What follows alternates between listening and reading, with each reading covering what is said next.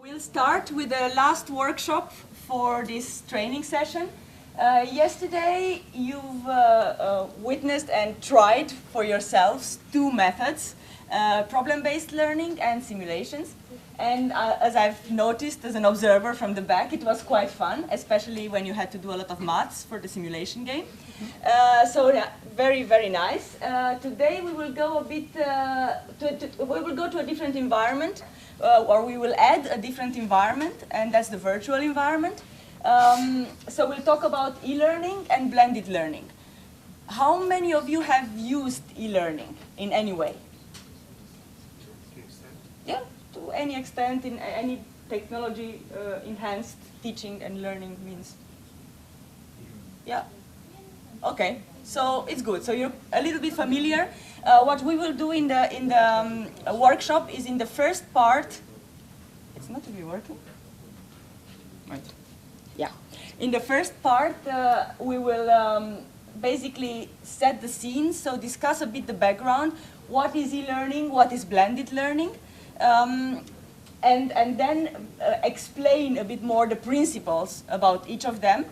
Kind of main things to remember, to take into consideration when you are designing your courses, including blended learning or e-learning elements. And then we will have two case studies to really explain how it's been done, or to exemplify how it's been done here at the IES, the first case study, and the second one, Natalia will explain blended learning course at Maastricht University.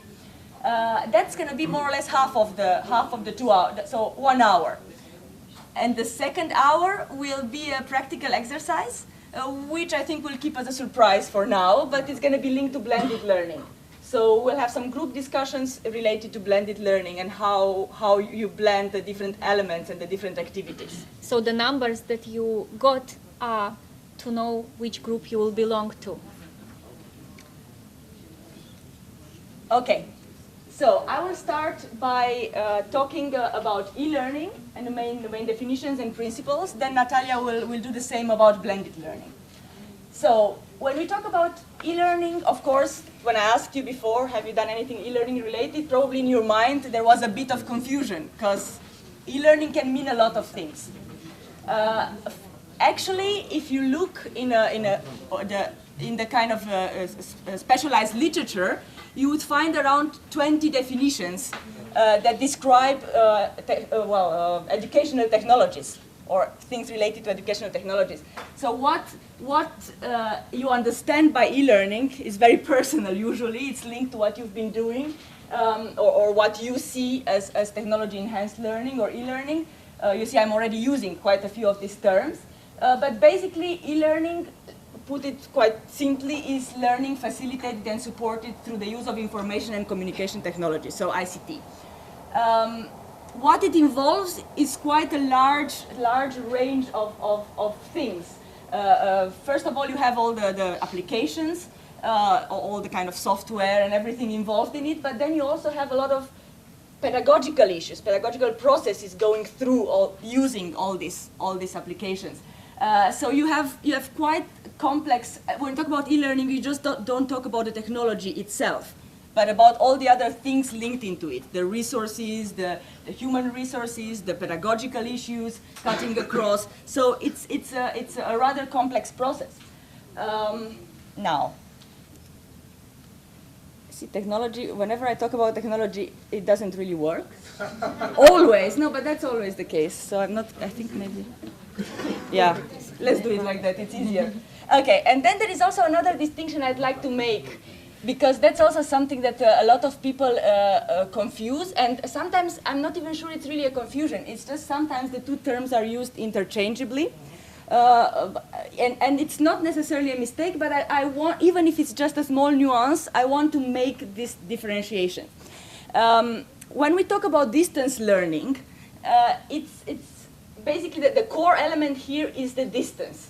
So the distance between the teacher and the students and among the students. So the distance learning is more referring to a method of delivery of the course rather than a kind of educational philosophy or method. And of course you have a clear target group, people who cannot be on the campus, cannot commit to a full-time or even part-time course on the campus. And distance, of course, e-learning can be part of it. So part of this distance learning delivery can be done through e-learning, but it's not necessarily only that. It can be done, of course, through sending, as it started with open universities a long time ago. You had they sent letters with the courses.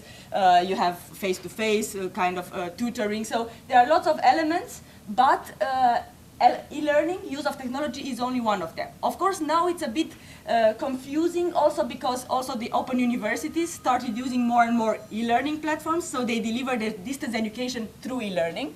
So that's where the confusion can already start, but just wanted to make sure that when we talk about e-learning, and now I turn to the second term, we don't limit it to distance students, so to students who cannot be there. When we talk about e-learning is also when, well, we can also talk about e-learning when we talk about the classroom. So traditional teaching, traditional lecture, traditional education process can also involve technology-enhanced elements. And that is e-learning. So, and that actually involves a specific educational philosophy and a different pedagogical approach than normal face-to-face teaching. So this is the idea. The distance is not the core issue here. Students can be in the classroom and the teacher can use technology still. And that is e-learning through various things. And I'll describe briefly in which ways technology can be involved to enhance and to complement the classroom activities. And again, here we don't have a target group, one specific target group. It's not only the students that cannot be there. Of course, they're also included. But any type of student at any level can be involved in or do e-learning activities. Okay, so I already mentioned when we talk about e-learning, we talk about two things. And we always have to keep in mind the two things. We talk about technology, indeed, because that's where the E comes from. But we definitely have to talk about pedagogy. And I think I cannot emphasize that enough. The technology is not an end in itself and shouldn't be an end in itself. And maybe it comes as a surprise, but it doesn't solve all problems. Sometimes it creates more. So don't expect all the answers from the technology. When e-learning is done in the right way, the technology has to come and answer a problem, an existing problem in the educational process. It doesn't have to come and just innovate, as I said yesterday, for the sake of, or the other day, for the sake of innovating. It has to, the thought has to be put into what are the issues in our current teaching and learning process, and how and what technologies could help and how. And as I said, it's not an overall answer that solves everything, but parts. Parts can be solved through in different ways, maybe through different technologies. So that's why a thorough pedagogical consideration has to be put when designing e-learning courses. That's something I think it's kind of my main message for this workshop. So you have to keep that in mind. As I already mentioned, educational technologies, it's not only the technology, again, it involves a lot of different other elements. You have the tools, the equipment, so the hardware and the software. Then you have the skills to use them. Because you do have, of course, IT people in your universities that know how to use them, but in order for the academics and the students to be able to use them properly, there needs to be, they need to have the skills to use them. Some of them are easier to use than others, but to use them properly in an educational context, it's still necessary to undergo some training sometime, or to draft and read manuals and handbooks. Then it's, of course, you want to create a course and use e-learning or use technology in some parts of it. You have to give, again, the thought to how, which learning objectives you want to reach through this, through using these technologies, so the pedagogical understanding. And then, of course, coming back to the IT people, yes, the support and the technical support and the organizational support. Organizational also from the university, so not only IT related, but with rooms, schedules, the constraints we talk about in the first day, we're coming back to them here. And when we do e-learning and blended learning, sometimes they're even more apparent. So you need sometimes more support to accommodate of course, also some investment, quite some investment sometime for the various hardware and software, but also support if things go wrong. So yeah, you see already what the complex of various issues is involved in using educational technologies. When we talk about the pedagogy, there are two things I want to mention. I mean, one of them has been going across the 4 days, and that's the role of the teacher, the role of the educator, the instructor. I don't know, I usually use teacher, but because when you read educational pedagogy books, you usually see the term, but you can use instructor, facilitator, whatever. The idea is that, like in the other two methods that we've seen last days, the teacher, the instructor, the teacher is no longer totally in control. He or she has to remain in control, like we saw the last day, but not being fully in charge and transmitting knowledge and information to the students. So the role of the student is increasing, or has to be increasing, more responsibility, more independent learning. These skills also have to be developed, but they can. So in the case of e-learning and also blended learning, but Natalia will talk more later, that's also very, very important. In fact, I would say in these cases, because the teacher is not there, it's not near the student for most of the time. You have maybe office hours or virtual office hours like we are doing, and I will explain later, but the teacher is not present near the student, and it's not in contact with the students every week or more times a week like in a traditional classroom. The student needs to have a self to develop. It doesn't come just like that. A self-discipline of learning, of being in charge of the process of his own learning. And I think that's very important. And it can be developed, of course, through the course. Like we said before, we want to transmit the knowledge about the EU, but we also want to develop skills. And this is one of the skills, independent learning, self-regulated learning, that we could develop through e-learning and blended learning if done properly. So that's something I want to emphasize as well. The community of inquiry, I mean, I will not go into any theories here because Saturday morning is definitely not the time for that. But the idea is that when you do e-learning, ideally, it's not just teacher-student transmitting information and that's it. The best way to learn is to learn, and Heidi already mentioned this yesterday, I think it's pretty similar, to construct the knowledge together with the other students and with the instructor. So the idea is that the best way to access and construct the knowledge is together in a community, and that's what we try to achieve through e-learning. But here it's a little bit more difficult than when Heidi was mentioning yesterday, because there she still had all the students in the classroom. Here we don't have all the students in the classroom. So yet another level or I wouldn't say an obstacle, but another level of complexity, that you don't have the students there. Nevertheless, you want to create this feeling of this learning community. And here, the role of the instructor is very important. As I said, the instructor is no longer just teaching or lecturing, but tries to create this community in different ways. And I think through our case studies, you will figure out a little bit more what this role really is. But it's very important that, because otherwise with e-learning, and even with blended learning a bit less, because that's what it tries to address, but with e-learning, the feeling of isolation for the student is always a danger. So if the student feels that he or she is alone in front of a computer for months, it's very likely that the dropout danger is quite present. So it's important to try to create this community. And hopefully we will show you, or you will see also, and you will discuss, but we will show you how this can be achieved. And now I'd like to talk to you in the last part about e-learning, about the two forms, asynchronous and synchronous learning. Also e-learning, also because we will be using both of them. And I just want to underline one more thing. It's quite important for all of you to kind of try to understand the principles behind both of these elements, because we will be using both of them in the online group training. So this is the way through which you will be working in the next 5 months, through the asynchronous platform, and we will show you that in depth later today, so don't worry. But that's the whole idea. So you will be working mostly on this asynchronous platform, and then we will also involve the synchronous element, the webinars.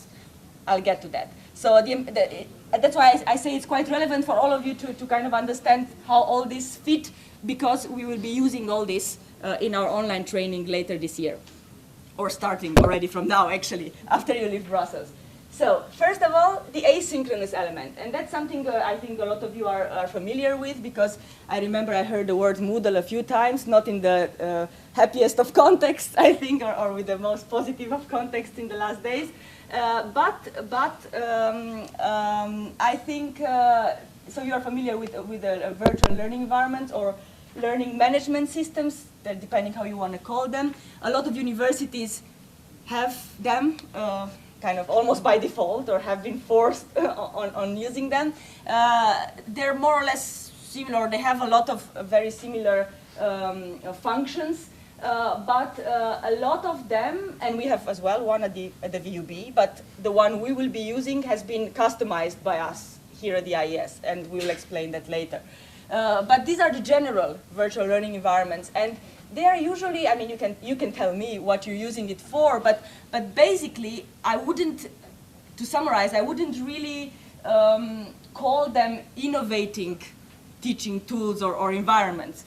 Because even though they use technology, it's true, but sometimes that's not enough. The idea is that they were built as such, to replicate the kind of classroom environment, but in a technology, in a virtual environment. So you submit well, you put your PowerPoints and your literature there. Students submit their essays and so on. So there is a forum. So more or less what happens in the classroom, but in a virtual environment. So nothing extremely innovative, just kind of moving, maybe like Heidi or who mentioned, I think you maybe mentioned about giving more space, using the virtual environment just to give more space. But again, how that is used, the environment is there, but how that is used, it's up to the instructors and to the students. And as I know from a lot of places, it doesn't really make much of a difference if you use it or not, if not used for a proper goal or with a clear goal in mind. But again, contexts are different. Most universities use them because they have to use them, but also some universities or some institutes like us, for example, we also customize them and we use them in a slightly different way. And about that, when I talk about my case study. They also, as I said before, they encourage self-regulated learning. So students have a lot of time to kind of read and learn by themselves. Now it worked. Now it works. So there are pros and cons about this, and I think I already hinted at some. You can use the space for adding a lot of information, various types of assignments. You can, for example, like we have this self-monitoring system, which we will show later, how students can actually see where they are in the course and what they still have to cover. So that helps this self-discipline that we try to develop with them. But on the other hand, it stays self-paced and flexible because the students are very different. They have very different learning styles. I'm coming back to something I said on the very first day, I think. So sometimes they are not in the same place. They work most of the time during the day, so they don't have a full time to dedicate to studying. So yeah, the contexts are very different. So this can offer and kind of accommodate all sorts of contexts and learning styles. And also the fact that it's asynchronous, of course, has also a good thing, a good aspect to it. It offers time for reflection. So students can think, they don't have to answer immediately, and the same with teachers. So there are bad parts, which we will say in a second, but there are also good parts. It really encourages, if done in the proper way or used in a proper way, it encourages reflection and time to think about what you will answer and yeah, no immediate response needed. But that has another side of this coin. There is no live interaction.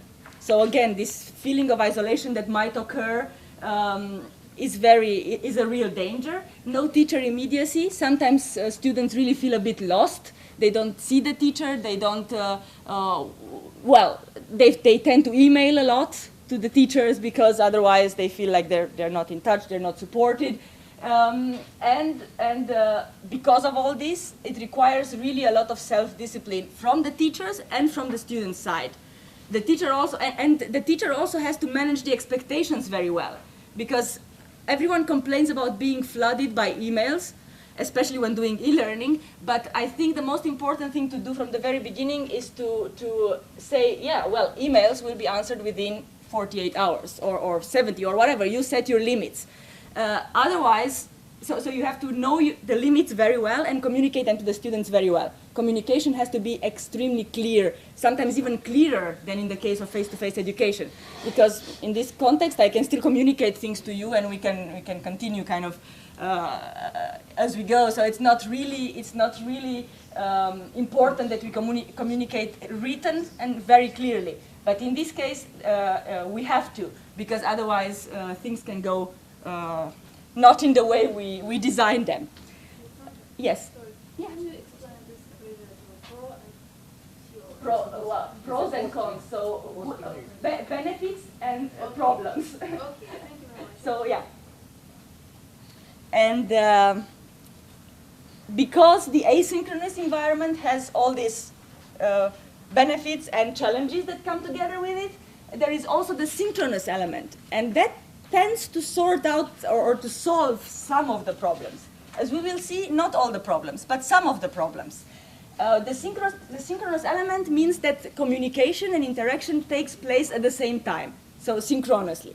So you have basically different forms: webinars, which are online seminars, online conferences, chats, audio and video chats. So everything is instant, is synchronous, simultaneous. And this can, you already guess, solve some of the problems from before, the problems of immediacy of the teacher and so on. So here again we have plus sides, pros, and here we have the interaction, obviously. So the interaction is the thing that is I would say the biggest benefit of the synchronous e-learning environment. You have the possibility to chat with voice, with video sometimes.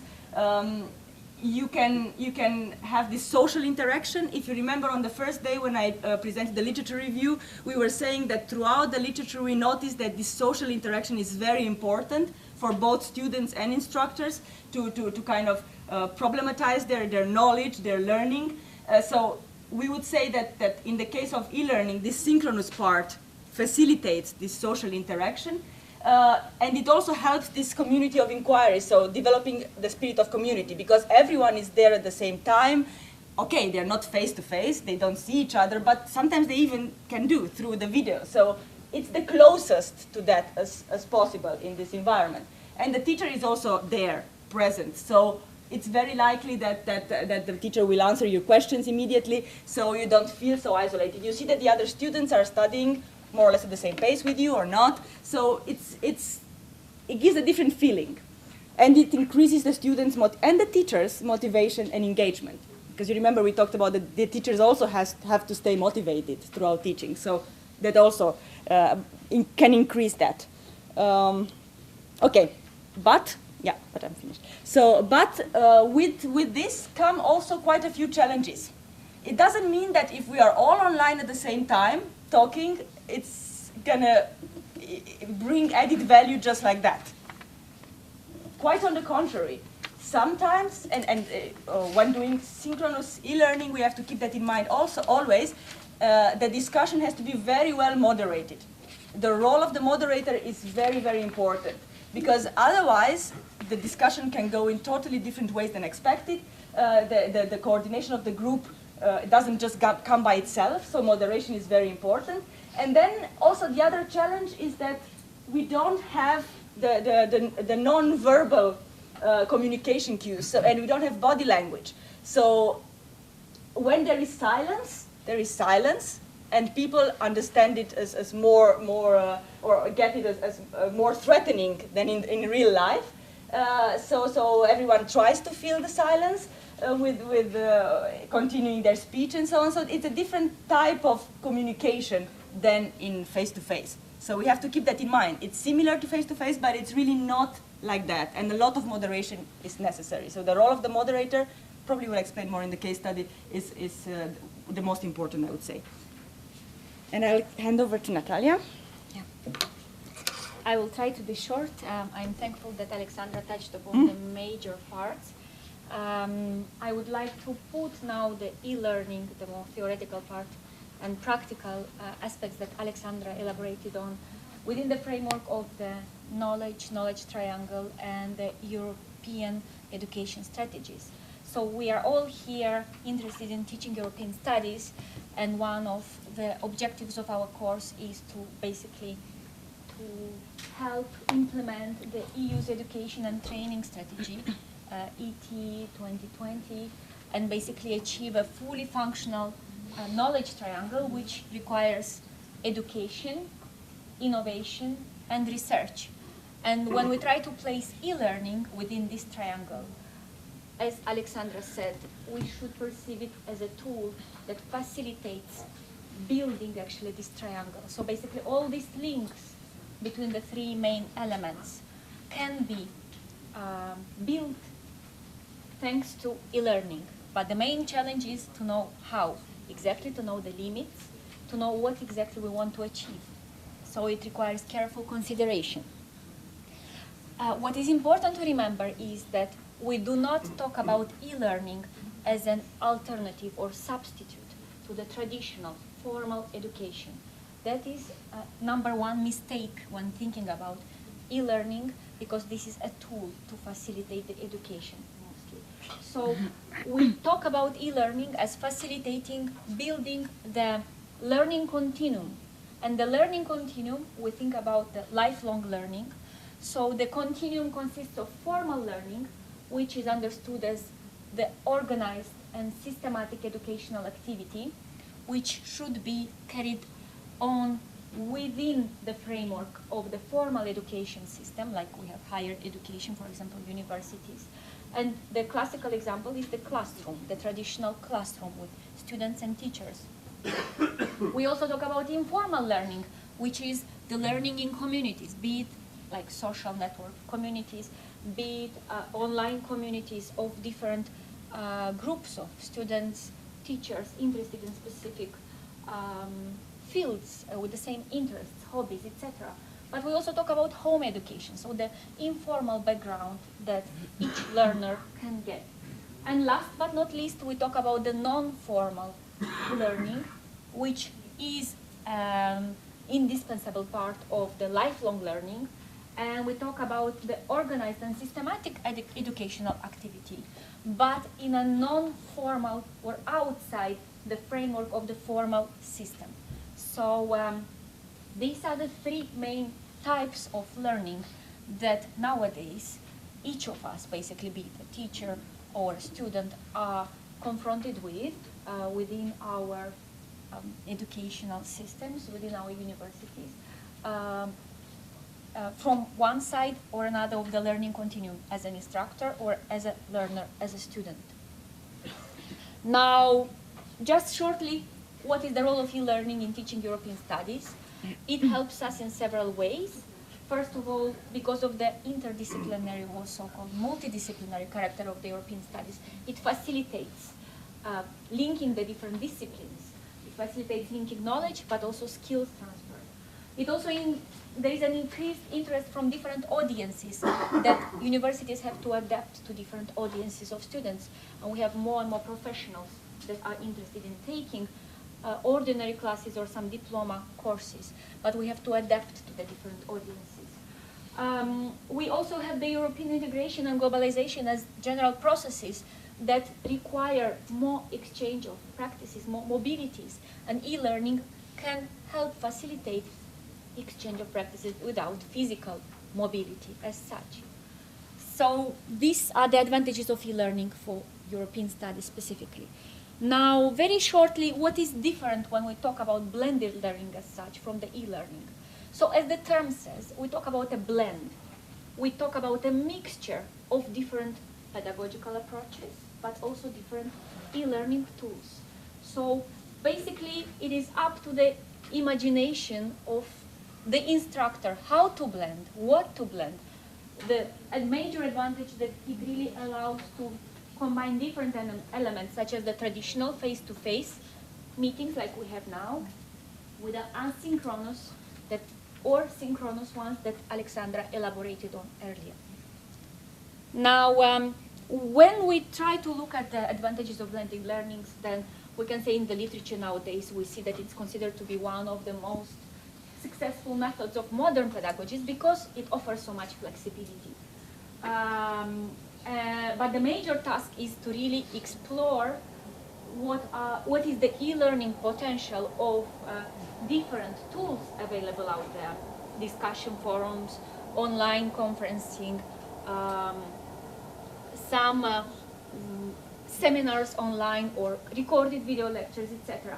And really it's the task of the instructor to design creatively, but also to make sure that the specific course objectives can be achieved through specific tools available out there. Now, when we talk about the specific advantages of blended learning, then especially also what is relevant for us for teaching European studies is the balance between the knowledge and skill transfer, because students can learn more when they are using more e-learning tools. We talk about different skills, like problem-solving skills, organizational and group work skills. A lot of group work can be conducted in online groups, but also digital literacy, e-skills, which are very important nowadays, or language abilities, like writing skills, and reflection, what is needed when one uses, for example, discussion forums or posts online questions.